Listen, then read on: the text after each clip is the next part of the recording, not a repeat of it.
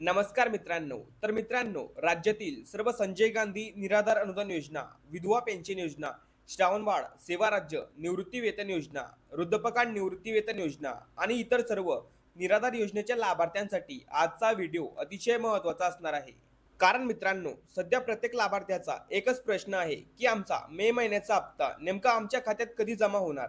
तर मित्रांनो, तुम्हाला माहीतच आहे की आता दिव्यांग लाभार्थ्यांचा मे महिन्याचा हप्ता तर त्यांच्या खात्यामध्ये जमा झालाच आणि त्यासोबतच जून महिन्याचा हप्ता सुद्धा नियमित स्वरूपामध्ये जूनच्या पहिल्या आठवड्यामध्ये लाभार्थ्यांच्या खात्यामध्ये जमा होण्याची शक्यता आहे. आणि त्या संदर्भात राज्य शासनाच्या माध्यमातून 26 मे 2026 रोजी हा शासन निर्णय जाहीर करण्यात आलेला आहे.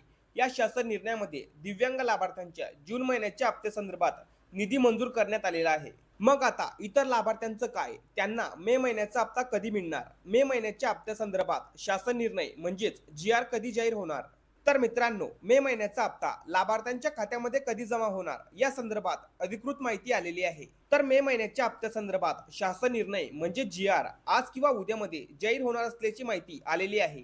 आणि सर्वात महत्त्वाची गोष्ट म्हणजे हा शासन निर्णय म्हणजे GR जाहीर झाल्यानंतरच पुढील 2 ते 3 दिवसांच्या आत मे महिन्याचा हप्ता सर्व लाभार्थ्यांच्या खात्यामध्ये जमा होण्याची शक्यता आहे.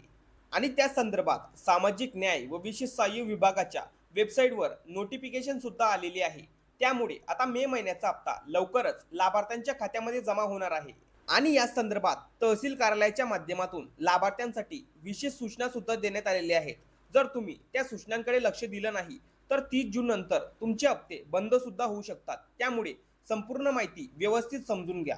तर मित्रांनो, तुम्हा सर्वांना माहीतच आहे की मे आणि जून हे 2 महिने सर्व लाभार्थ्यांसाठी खूपच जास्त महत्त्वाचे असतात. कारण या कालावधीत तहसील कार्यालयामध्ये काही आवश्यक कागदपत्रे जमा करावी लागतात. ही कागदपत्रे वेळेत जमा केल्यानंतर आपण हयात आहोत, आपलं वार्षिक उत्पन्न किती आहे आणि आपण या योजनेस पात्र आहोत का हे प्रशासनाकडे अपडेट राहतं. त्यानंतरच पुढील संपूर्ण वर्षभर हप्ते नियमितपणे आपल्या खात्यामध्ये जमा होत राहतात. आता मित्रांनो, यावर्षी शासनाच्या माध्यमातून हयातीचा दाखला ऑनलाईन पद्धतीने करण्याची प्रोसेस सुरू करण्यात आलेली आहे. अनेक लाभार्थ्यांनी BSA म्हणजेच बेनिफिशरी सत्यापन ॲपद्वारे ऑनलाईन हयातीचा दाखला पूर्ण देखील केलेला आहे. पण मित्रांनो, महाराष्ट्रातील अनेक तहसील कार्यालयामध्ये ऑनलाईन हयातीचा दाखला काढल्यानंतर त्याची प्रिंट किंवा झेरॉक्स प्रत सुद्धा ऑफलाईन पद्धतीने जमा करून घेतली जात आहे. अनेक दिव्यांग बांधव, विधवा महिला, ज्येष्ठ नागरिक आणि आजारी व्यक्ती यांच्या माध्यमातून सांगितलं जातंय की त्यांच्या कार्यालयातून हे कागदपत्रे मागवली जात आहेत. तर या संदर्भात अनेक लाभार्थ्यांच्या माध्यमातून प्रश्न विचारले जात आहेत की ऑनलाईन हयातीचा दाखला काढल्यानंतर त्याची प्रिंट तहसील कार्यालयामध्ये जमा करावी लागते का. तर तुमच्या संबंधित कार्यालयामध्ये प्रत्यक्ष चौकशी करा, कारण प्रत्येक तहसील कार्यालयाची कार्यपद्धती थोडी वेगळी असू शकते. तर काही तहसील कार्यालयांमध्ये फक्त ऑनलाईन अपडेट पुरेसे मानले जात आहे, तर अनेक ठिकाणी ऑनलाईन हयातीच्या दाखल्याची प्रिंट सुद्धा जमा करून घेतली जात आहे. त्यामुळे अधिक खात्री करा, मगच पुढील प्रोसेस पूर्ण करा.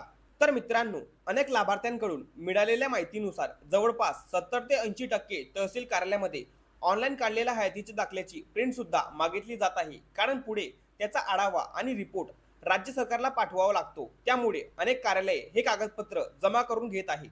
आणि त्यासोबतच आणखी एक महत्त्वाची गोष्ट म्हणजे उत्पन्नाचा दाखला. तर हयातीचा दाखला जमा करत असताना अनेक लाभार्थ्यांकडून उत्पन्नाच्या दाखल्याची सुद्धा मागणी केली जात आहे. तुम्ही हयातीचा दाखला जमा करायला जाण्यापूर्वी उत्पन्नाचा दाखला सुद्धा तयार करून ठेवणं खूप गरजेचं आहे. नाहीतर तुम्हाला परत घरी जावं लागू शकतं आणि पुन्हा तहसील कार्यालयात फेऱ्या माराव्या लागू शकतात. तर त्यामुळे तुमच्याकडे हे खालील कागदपत्र तयार असणं खूपच जास्त फायदेशीर ठरेल. तर यामध्ये हयातीचा दाखला, उत्पन्नाचा दाखला, आधार कार्ड, रेशन कार्ड, मतदान कार्ड, जर दिव्यांग असाल तर त्याबाबतचं प्रमाणपत्र, विधवा महिलांसाठी पतीचा मृत्यूचा दाखला. पण मित्रांनो, सर्व तहसील कार्यालयांमध्ये ही सर्व कागदपत्रे मागितली जातीलच असं नाही. पण अनेक ठिकाणी हयातीचा दाखला आणि उत्पन्नाचा दाखला हे 2 कागदपत्रे कंपल्सरी घेतले जात आहे. त्यामुळे सर्व कागदपत्रे आधीच तयार करून ठेवा. तर मित्रांनो, लक्षात ठेवा, तहसील कार्यालयाकडे पुढील वर्षामध्ये कोणाला अनुदान सुरू ठेवायचं आणि कोणाचं बंद करायचं याचा मोठा अधिकार असतो. जर एखाद्या लाभार्थ्याने वेळेत हयातीचा दाखला किंवा उत्पन्नाचा दाखला जमा केला नाही तर त्यांचे हप्ते होल्ड होऊ शकतात किंवा काही प्रकरणांमध्ये नाव तात्पुरतं बंद देखील केलं जाऊ शकतं. हयातीचा दाखला न दिल्यास लाभार्थी जिवंत आहे की नाही याबाबत अपडेट राहत नाही. तर उत्पन्नाचा दाखला न दिल्यास उत्पन्न मर्यादा वाढली आहे का याबाबत शंका घेतली जाऊ शकते. त्यामुळे ही प्रोसेस वेळेत पूर्ण करणं खूपच जास्त महत्त्वाचं आहे. पण मित्रांनो, घाई करण्याची गरज नाही. साधारणपणे 30 जून पर्यंत कागदपत्रे स्वीकारली जातात. काही तहसील कार्यालयांमध्ये त्यानंतरही स्वीकारली जाऊ शकतात. पण प्रत्येक तहसील कार्यालय स्वतःची डेडलाईन आणि सूचना देत असतं. त्यामुळे वेळोवेळी तहसील कार्यालयाशी संपर्क ठेवणं आवश्यक आहे. तर तुम्हाला माहीतच आहे की संजय गांधी निराधार योजनेसाठी 21,000 रुपयेपर्यंतचा उत्पन्नाचा दाखला आवश्यक असतो. तर दिव्यांग योजनेसाठी 50,000 रुपयेपर्यंतची उत्पन्न मर्यादा लागू असते. त्यामुळे योग्य प्रकारचा उत्पन्नाचा दाखला तयार करून ठेवा. तर तुम्ही तहसील कार्यालयामध्ये गेल्यानंतर तुम्हाला परत पाठवलं जाऊ नये, त्यामुळे आधीच चौकशी करा. कोणती कागदपत्रे लागतात हे समजून घ्या आणि मगच प्रोसेस पूर्ण करा. आणि प्रत्येक तहसील कार्यालयातील परिस्थिती वेगळी असू शकते. त्यामुळे स्थानिक परिस्थितीनुसार निर्णय घ्या आणि अधिकृत माहितीची खात्री करूनच पुढील प्रोसेस पूर्ण करा. जर तुमच्याकडून एखादी छोटीशी गोष्ट राहिली तर पुढील हप्त्यावर त्याचा परिणाम होऊ शकतो. त्यामुळे कागदपत्रे वेळेत पूर्ण करा आणि इतर लाभार्थ्यांनाही ही माहिती नक्कीच शेअर करा. आणि अजूनपर्यंत आपल्या चॅनलला सबस्क्राईब केलं नसेल तर लवकर आपल्या चॅनलला सबस्क्राईब करून घ्या. अशाच महत्त्वपूर्ण माहितीसह व्हिडिओ आपल्या चॅनलवरती येत असतात.